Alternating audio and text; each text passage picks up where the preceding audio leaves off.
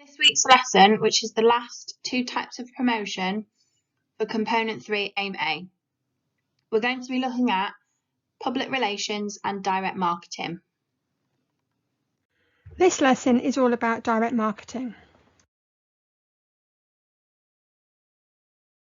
The second part of the lesson is focusing on direct marketing. So the learning objectives are to identify the different types of direct marketing, analyse the benefits and drawbacks, and to apply this to an enterprise scenario and give a justification. Direct marketing is when an enterprise or a representative of the enterprise directly contacts a customer. Direct marketing enables an enterprise to set up an individual relationship with the customer. It can tailor the message being sent to the target market. Methods of direct marketing include direct mail, such as junk mail, mail order catalogues, magazines, email marketing and text messaging, or telemarketing, which is also known as cold calling. To help you remember the different types of direct marketing, I want you to find an image which represents each one and paste it next to the bullet points above.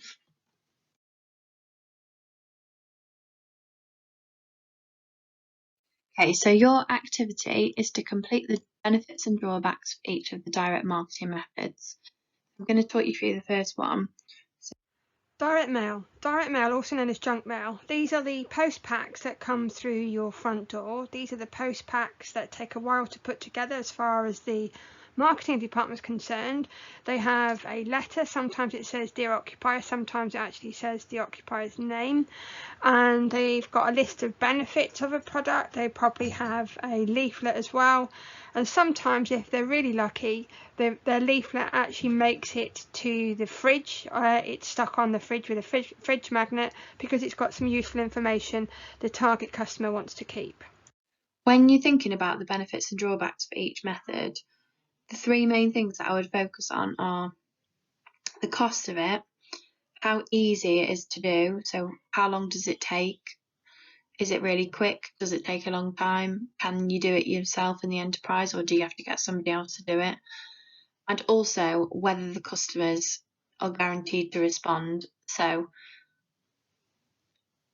don't get confused with email marketing, which is quite similar, but again, email, it's digital, it doesn't actually exist, it just sits on your computer. This is the cheaper form for it. This is where you'll get the email pop up in your email account that you never asked for. It sits there and you're actually wondering why you've got it. The benefit of this is the fact that it can go to many people at the same cost as one, but one of the drawbacks is how fast you can actually delete it. Probably faster than you can actually put the junk mail, the paper version, in the bin. So direct mail, junk mail, the first one, for example, is the paper version, and email marketing is the digital version.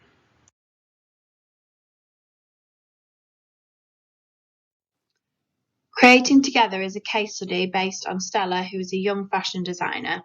After completing her college course, she travelled to India where she met Ida. She makes bags using locally produced cloth.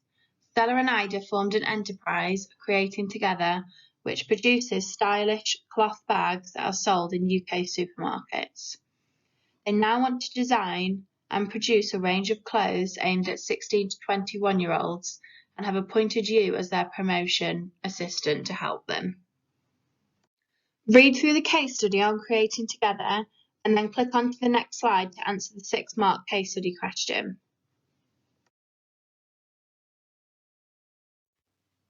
Stella and Ida are reviewing Creating Together's promotional mix for its new range of clothing. They have chosen two promotional methods. Option 1, send out mail order catalogues, or option 2, use direct mail. Recommend which one of the two options they should use. In your answer, you should include the benefits of your chosen method, so you need to choose either option 1 or option 2. How it will attract customers, so how will them using that promotional mix attract more customers and in what way will it do this? And then the limitations of the other option. So if you chose option 1, you need to then say why you didn't choose option 2 and the limitations of this to justify your answer. Here's a sample sentence to help you out. So you start with, I think mail order would be good because, you fill that bit in, compared to direct mail, which often suffers from, you fill that bit in. Perhaps you might mention the flight it takes to the bin. For this activity, you need to read through the case study question or use the minion to read it for you and write your answer in the text box below. Make sure you click on the help minion, which will help you answer the question. Here are some suggestions of what you need to think about when you're writing your answers then. So, if you were to say mail order catalogues were the one that you recommend for Stella and Ida, then think about the mail order catalogues that come to your door, things like the Next directory. The benefit of using a mail order catalogue is that it's usually something customers want to keep, and they have it as a reference and they keep for long term.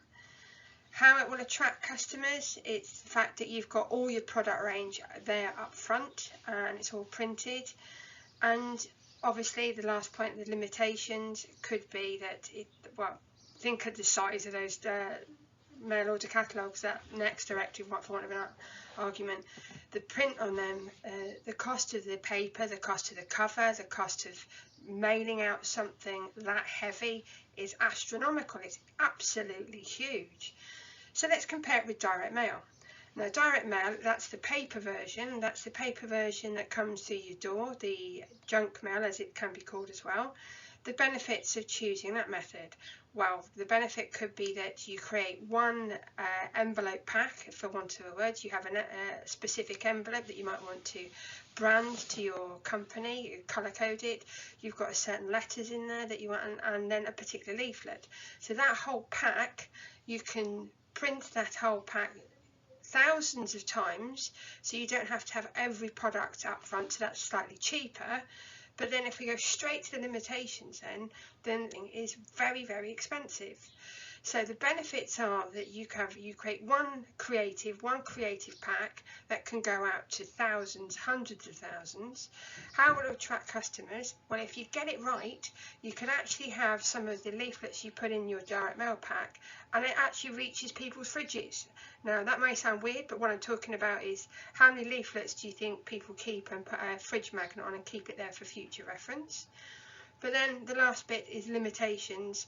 How often do we get those mail packs through the door and they go straight in the bin without even being looked at? Especially those ones that say Dear Occupier, Dear Household, they don't even actually have the person's name.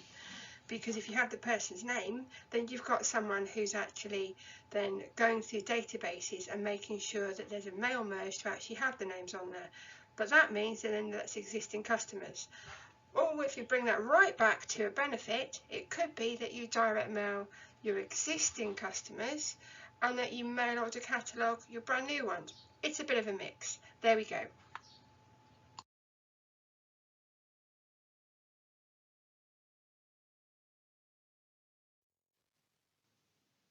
To finish off the lesson and the promotion topic, I want you to imagine a new sports centre has just opened up in your local area. And I want you to choose one of the 5 promotional methods that you've learned about over the last few weeks. So advertising, sales promotion, personal selling, public relations, or direct marketing. And then what I want you to do is think about the message that you would be given from your type of promotional method. So if you were choosing public relations, what message did you want to get across? What's the overall purpose of using that type of promotion? The medium, so how are you going to do it?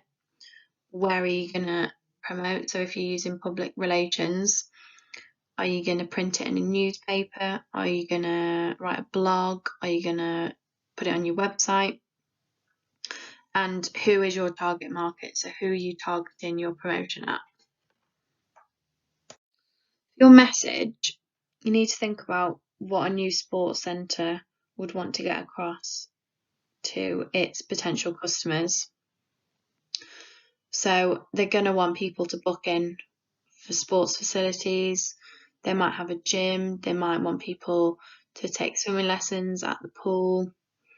The medium, you need to think about how are you going to achieve promoting this to who you want to get it out to. So you want to choose a promotional method that's realistic for a new business and that's also going to reach their target market. And for their target market, you need to think about what age of type of people you want to do. Are you going to just target local people, or are you going to target people further afield? Are you going to specifically target people that play specific sports? Are you going to target people of a certain gender and that kind of thing?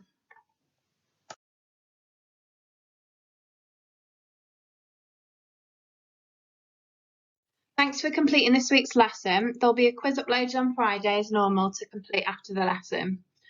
I just wanted to say thank you for all your hard work so far. This is unfortunately my last week at HLC, so I just wanted to say well done to all those who have been completing the work. You've done fantastically, and best of luck for the future.